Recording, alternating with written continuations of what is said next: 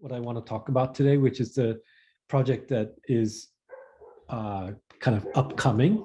But I've been working on this project around memory and monument and so forth. It's based in part on, you can see on the right side slide, a Buddhist priest there, Reverend Shinjo Nagatomi. He was my teacher. Masashi Nagatomi is a professor at Harvard in Buddhist studies. It was his father, Shinjo Nagatomi, who was at times the only Buddhist priest at Manzanar in one of the other 10 large concentration camps.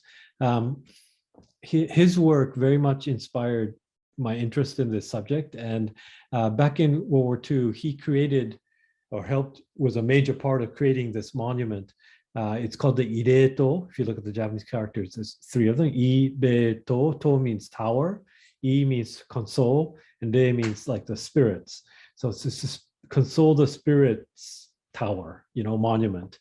And it's based on the, gorinto in Japanese, a way of saying it, the five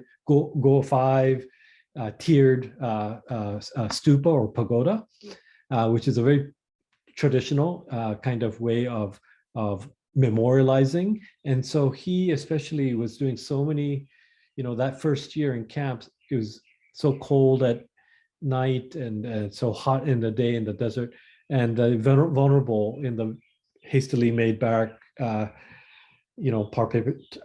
paper barracks where so many holes and is hastily made. So the weak, vulnerable people like the elderly and the young babies and so on passed away. And he wanted to, they call it nibon in the Japanese tradition, like obon, like we have a summer ancestral kind of ceremony and occasion to recall those who've come before us, the ancestors.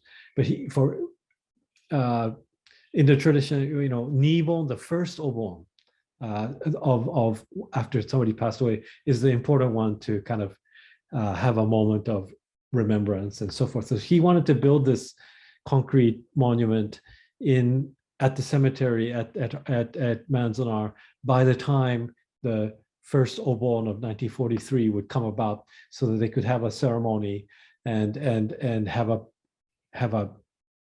some representation of the community's feeling towards all of those who passed away in camp.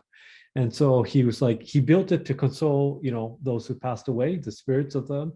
But in many ways, all of you, I'm sure many of you in this room, do funerals and memorial services as priests and so forth.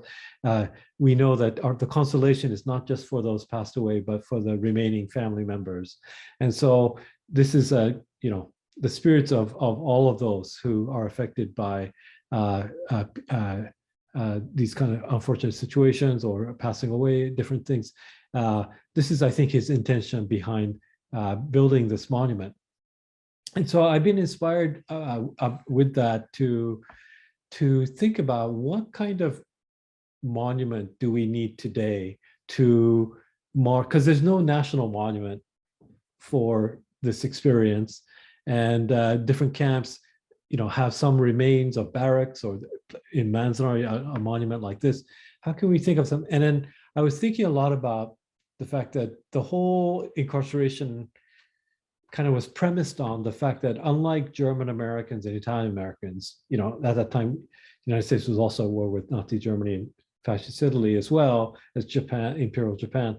And so why weren't all German Americans rounded up and put in camps? Why wasn't there mass incarceration of every single, Italian American or German, child or grandma? And then the difference is not just about, there was a kind of racism of the time, but it has to do with this idea, I think, that for those who were not considered belonging in America, you could kind of lump them together in this kind of undifferentiated mass that was not based on their individuality, but on their group, association, identity, affinity. And that kind of erasure of this community, kind of like an extraction of an entire group of Americans, and just being able to excise them from the landscape and put them in these camps, is kind of premised on this idea that they're not quite American and don't deserve being treated as if they were persons, individual persons with names and backstories and full lives. And so part of the idea that I've been working on is to kind of give people's names back. And so I've been thinking about a national monument that would be built around kind of naming all of the, just like we do when we do our Shotsuki Hoyo, or, like monthly memorial service ceremonies. We always chant the sutras, and we have a echo dedication verse, and then we always name the names, And I thought that's what Reverend Nagatomi was doing back in World War II too. He wanted to chant and name the names of everyone who passed away. And so I've been kind of thinking about, this is a sketch of the original, Gorinto, like 5-tiered stupa thing that it's in the Nagatomi collection at Manzanar. And I've been thinking about that shape, and then also the idea of ide in general, and then doing it as some kind of, how do we create a names monument?